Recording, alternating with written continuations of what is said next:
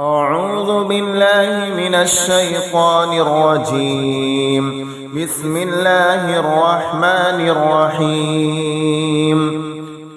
هل أتاك حديث الغاشية؟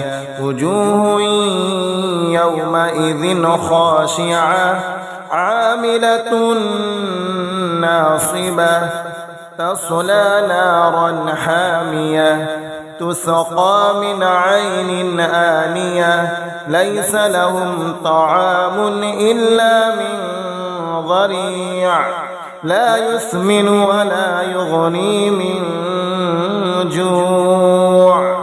وجوه يومئذ ناعمة لسعيها راضية في جنة عالية لا تسمع فيها لاغية فيها عين جارية فيها سرر مرفوعة وأكواب موضوعة ونمارق مصفوفة وزرابي مبثوثة.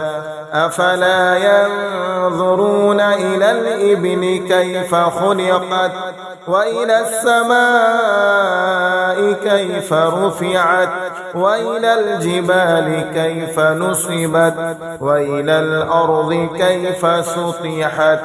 فذكر إنما أنت مذكر لست عليهم بمسيطر إلا من تولى وكفر فيعذبه الله العذاب الأكبر. إن إلينا إيابهم ثم إن علينا حسابهم. صدق الله العظيم.